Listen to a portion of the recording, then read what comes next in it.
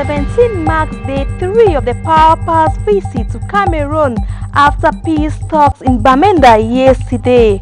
Plus, veteran leader Denis Sassou Nguesso has been sworn in for a fifth presidential term in the Republic of Congo, extending his decades-long rule.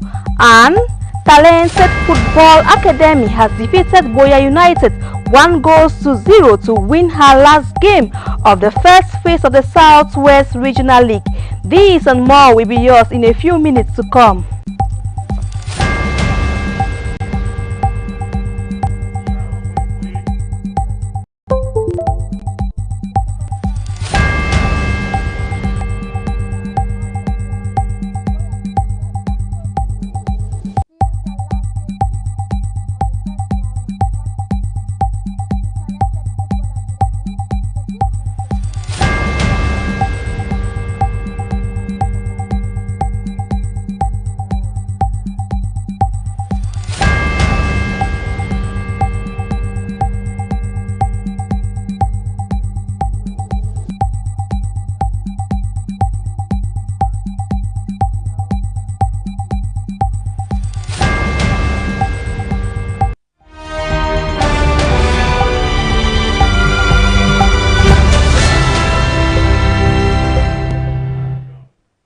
Good evening and welcome to News Hour on Royal TV.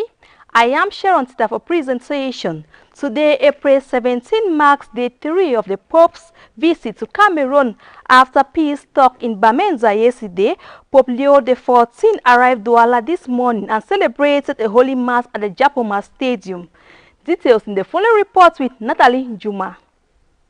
Japoma has never witnessed a morning like this. By 7 a.m., the population gathered at the esplanade of the stadium. By 9 a.m., the highways around were locked with pilgrims from across the littoral, west and southwest regions. They came with both Vatican and Cameroon flags, t-shirts, and one hope to receive homily from the Pope. The Holy Father arrived at about 10:30 a.m. in his white Pope mobile, circling the stadium to greet the crowd. The mass began at 11 a.m. under a hot Douala sun.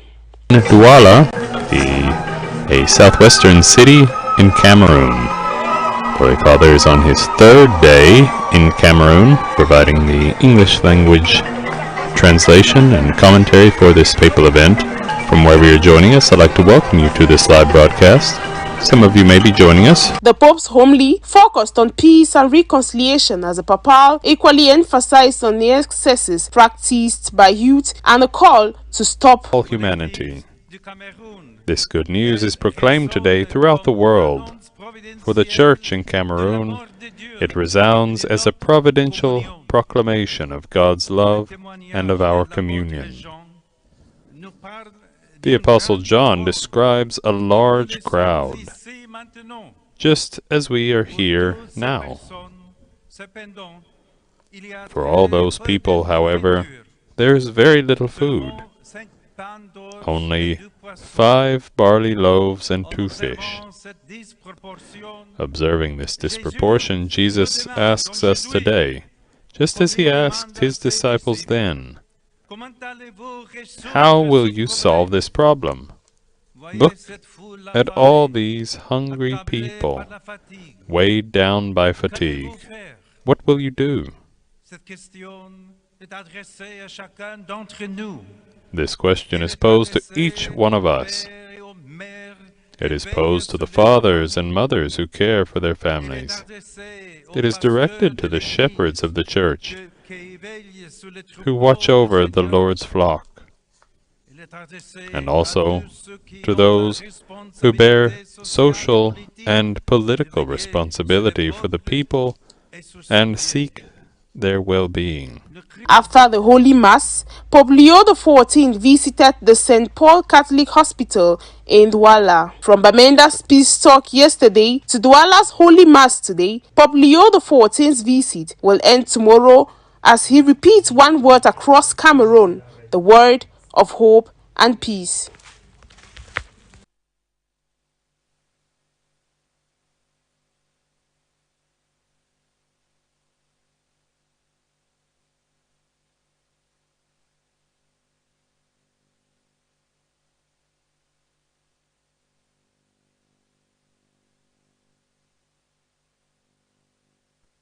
from across the country to witness the visit firsthand.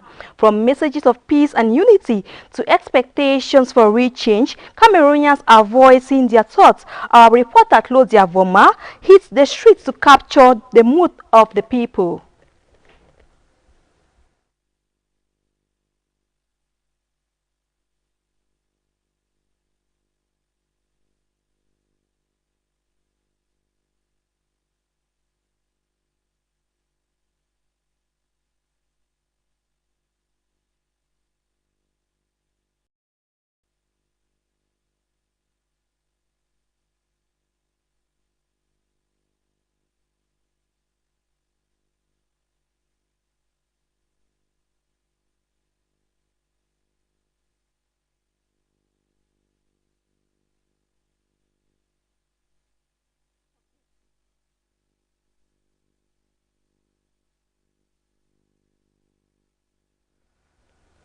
Sorry for that technical error. We now move over to these other reports.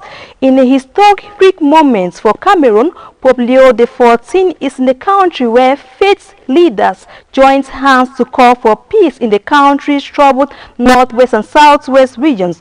Amongst them was the chief imam of the Boya Central Mosque, Alhaji Mohammed Abubakar, stood before the crowds representing the Muslim community with a powerful appeal for unity, reconciliation and peace.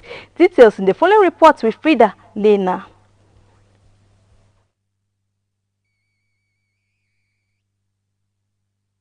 The chief imam of the Boya Central Mosque, Alhaji Mohammed Abubakar, welcomed the Pope's visit as a symbol of hope for a nation yearning for stability.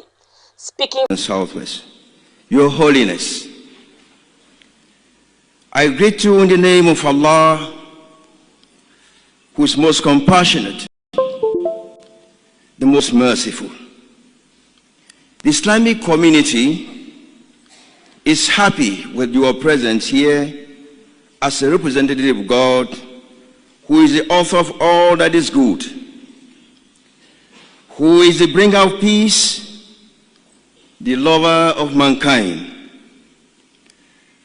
On the 14th of November, 2025, Your Holiness, some armed men invaded the mosque of Sabga, about 20 kilometers from Bamenda, during prayer session, and killed 3 people, injuring 9 others. Again, on the 14th of January, 2026, armed men targeted cattle raiders from the Boro ethnic community and killed at least 15 people, including children.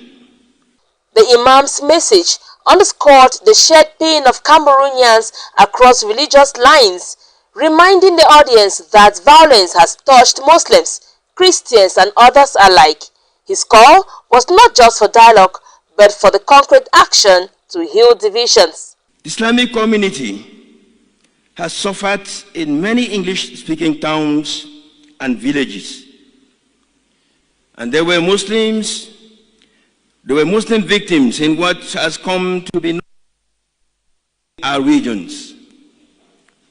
We thank God that this crisis has not degenerated into a religious war.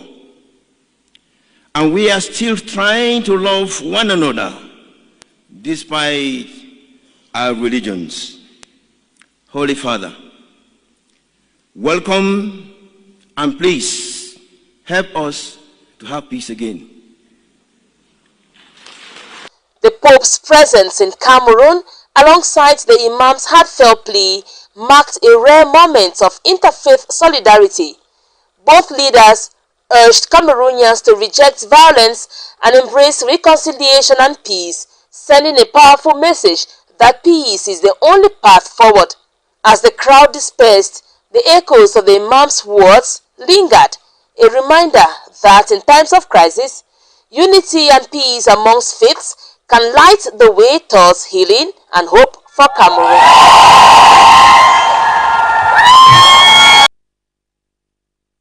Frida Lena Voma, there ends in that report. Pope Leo XIV's visit has done what decades of requests could not do. It made Bamenda Airport work. The real miracle will be if it's still working for the ordinary Cameroonians in May. Details in the following report.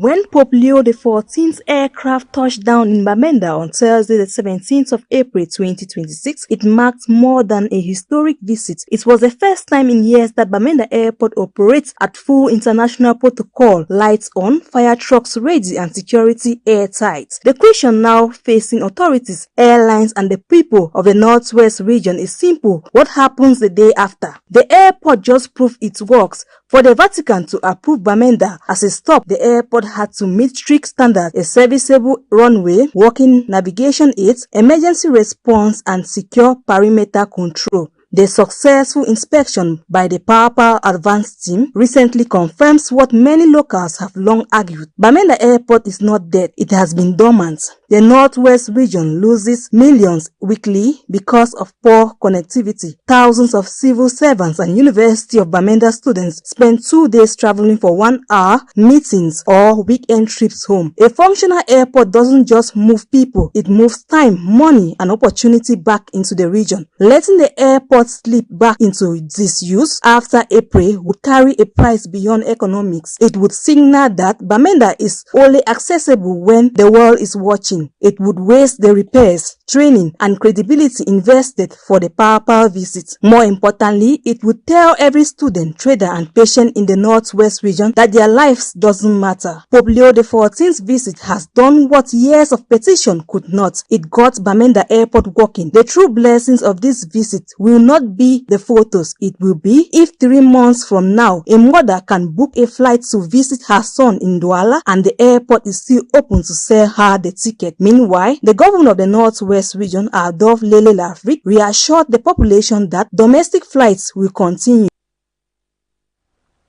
Overcoming childhood trauma calls for healing, and no one can truly heal without help from a trustworthy support group or community. Sisters Get Together, as Honorine Cheng recounts, is the platform not only for spirituality and networking, but for relationship, wealth creation, and marriage. Her reports. Christian young girls and women were edified spiritually, especially on marriage and relationship during the Sisters Get Together meetup. Pastor Abigail Abamokong says such support systems are important to have, to hold, and to cherish. Sisters Get Together is a platform where sisters in Christ, women who have believed in Jesus, irrespective of denomination and color, come together to share their lessons. Besides grasping a thing or two on wealth creation, most women were excited to share about what they learned. When you come to fulfilling your purpose, you have to hear God for yourself and study the word personally. That will help you run along with the purpose that God has put in place for you. All the performance that we put in our prayer lives, in trying to do service for Him, will be meaningless if He doesn't guide us. To heal from traumas of the past entails the help of God above all, but notwithstanding covering from a trustworthy support group as Sisters Get Together. The very first steps in managing psychiatric disorders like depression, anxiety, and all that are mainly managed by psychotherapy. Just the act of talking, sharing with someone, it solves a lot of problems. Moving forward, the lessons will not only help in their personal life, but will accompany them in the day-to-day circumstances and challenges of their marriage. Like we gather here today, I got to understand that when you come out with a problem, you discover that not only you are facing that problem, you see to it that others are also facing like problems like what you are facing. So it gives you that confidence or that grace, the Spirit of God. For the many women in line waiting to get married, the safe space was also an avenue to relax, learn, pray, and network. I've learned to stay consistent in God, to remain prayerful, and to remain focused on whatever thing that I desire. Iron sharpeneth iron. When we get to meet and talk together. We get to edify each and every one of us. The convener is convinced this initiative, first of its kind, is so timely. You cannot maximize your life as a person even without marriage when you have not understood the manual of who you are and what you're to be doing. Working with this marriage counselor is both a boon and a bane, as her coordinator expounds. Having to work with her, I had to bend. I had to come to that point where I have to ask, get clarity before I take decisions. The online community was upbeat as most can't wait for the second edition. The Chief Executive Officer of Clean Water and Sanitation in Africa, Sam Sukpa, is engaging youth in Boya and Dian Division of the Southwest region on environmental action. Besides organizing cleanup campaigns, Honoring Cheng says he is training youth in the domain of education and skills acquisition. Details in the following reports with Honoring Cheng. Social worker, education enthusiast, and the youth parliamentarian for the Kumebalwe and the Kundo Titi, Sam Super in the Dian division, is leaving no stone unturned when it comes to environmental issues like access to portable clean water. Water is not something that should be neglected. Don't have clean water is going to affect the health of the citizens, it's going to affect their workforce, it's going to affect their family size. Having empowered close to 5,000 youths, the story remains the same. Sam Super wants to see more youths embrace their originality by getting educated. I started Champion Preparatory Center in 2018, and when I realized that it's touching lives through preparatory classes, because we prepare students to sit in for competitive entrance examination like ENAM, ENS, and SET. Education remains the key, but the empowerment is the overall, so he engages youths in skills acquisition schemes. I also do capacity building programs where I train young ladies and men on practical handcraft like hairdressing, tailoring, and all those things. Blending social life, community work, family responsibility, and his political career is a daunting task, he affirms. One way that I've used to cope with work, life, school, and everything around me is to see how I can put myself under check. Because if you come to this, my brain, there are so many things in it. Access to clean and the portable water remains a challenge in Cameroon and the world over. Reason why, through Clean Water and the Sanitation Africa Quad-SAF, Sam Super is rallying the youthful population of Boya and Dian for cleanup campaigns. And again, when it comes to my organization, organizing cleanup campaign is something that a session can cost not less than 700,000, because you start by mobilizing youths, you go by printing banners, you buy them food, buy them snacks. Some of them, they don't have transport, you pay their transport, and they're coming to do it for free. You print them certificates, print t-shirts. The youth, he says, must be resilient and smart. I want to be sincere with young people. Most of the things that I do today, it's not because I just got up from my bed and start doing them.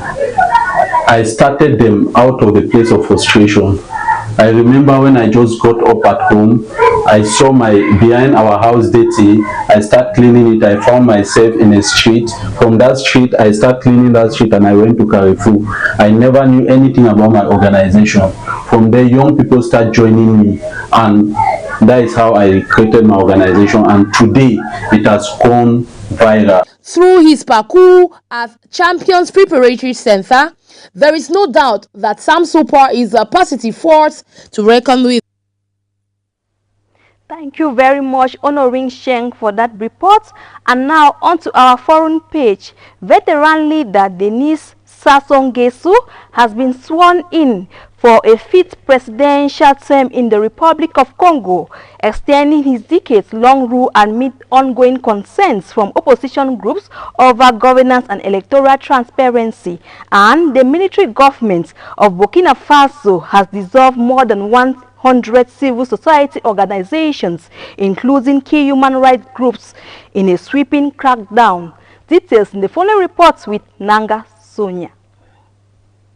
Denis Sassou Nguesso of the Republic of Congo was sworn in as president on Thursday following his victory in March's presidential election. In his inauguration speech, the 82-year-old leader promised development and jobs for young people as he begins his fifth term in office. Sassou Nguesso said he will revitalize the national economy and prioritize agriculture and industry in the Central African country. The African leader won the election in the first round with 94.90% of the vote. Official numbers put turnout at over 84%, but observers had predicted record lows given the lack of serious opposition. Observers, including those from the African Union, praised the peaceful and orderly conduct of the electoral process, while the 6 other candidates complained of fraud and a low turnout. Sassou Nguesso, running for the Congolese Party of Labour, first came to power in 1979 and ruled until 1992 when he organized the country's first multi-party elections. He returned to power as a military leader following a 4-month civil war in 1997. The Republic of Congo is struggling with high international debt, which stands at 94.5% of its gross domestic product, according to the World Bank. During his election campaign, the president underlined his economic record, having pushed to modernize the country's infrastructure and develop the gas and agriculture sectors in a bid to make Congo self-sufficient. The government has already been the target of several criminal complaints, and investigations, notably in France, are ongoing. After years of criticism and lawsuits, Meta is ending a major contract with the Kenyan outsourcing company Sama. The move will see more than 1,100 people lose their jobs. The U.S. tech giant hired Sama in 2019 to remove harmful, violent or hateful content from Facebook in sub-Saharan Africa. Both firms have come under fire for poor working conditions and layoffs. In 2023, almost 200 moderators sacked by Sama sued for unfair dismissal. They also alleged that workers in Kenya were subjected to inhumane conditions, including forced labor and irregular pay. Another complaint was filed in 2022 by one of Sama's former South African employees. Workers say that exposure to endless streams of violent images has damaged their mental health. They've also asked for compensation for wages they say are inadequate given the risk to which they were exposed. In a statement, Meta said it was ending the contract because Sama didn't meet its standards. It said its work will now involve artificial intelligence and machine learning models. Burkina Faso's military government has dissolved around 100 civil society organizations in a sweeping move that further tightens control over civic space in the Sahel nation. In a statement released Wednesday, authorities announced that 118 associations, many of them involved in human rights work, are now banned from operating across the country. The decision marks the latest step in an ongoing crackdown since the military seized power in a 2022 coup. The junta, led by Ibrahim Traoré, has increasingly restricted the activities of NGOs, trade unions, and opposition groups. In July 2025, a new law was introduced to regulate civil society organizations more strictly, with officials citing administrative compliance. Observers say the measures reflect a broader pattern of shrinking freedoms in Burkina Faso, raising concerns about the future of civil society and human rights advocacy under military rule. Nanga Sonia there ends in that report. And now onto our sport page. Talented Football Academy has defeated Boya United 1-0 to win her last game of the first phase of the Southwest Regional League. With the first round drawing to an end, the win was important for Talented as it takes them to 9 points. Details in the following report with Gunyi Sonita.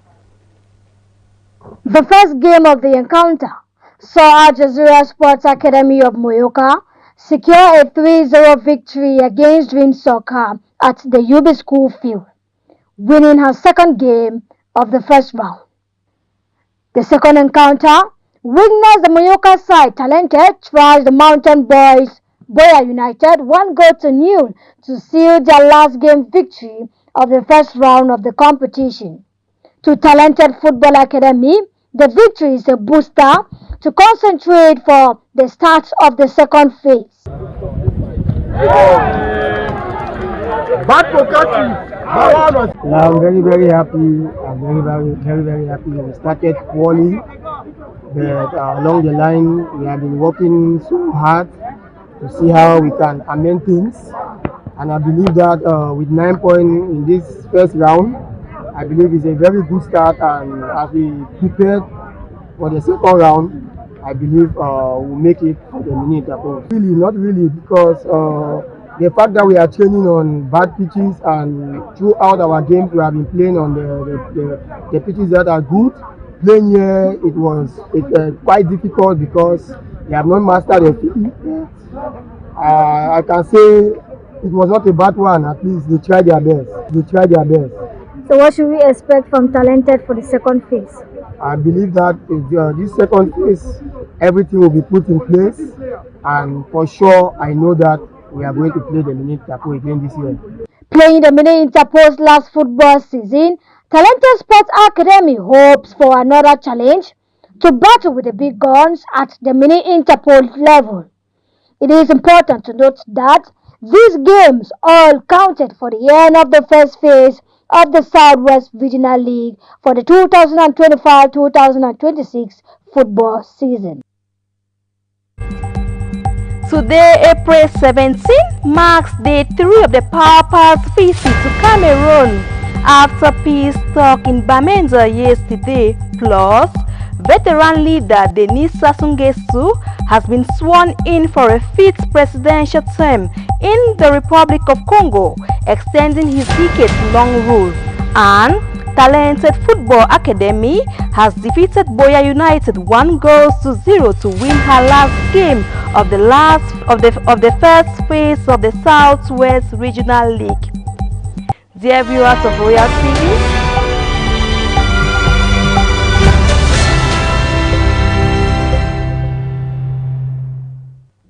Dear viewers of Royal TV, it's on this note that we conclude our news for today. The news was produced by Natalie Juma, technically assisted by Isa Abdullahi Crew, and for presentation I am Sharon Tita. Bonne nuit.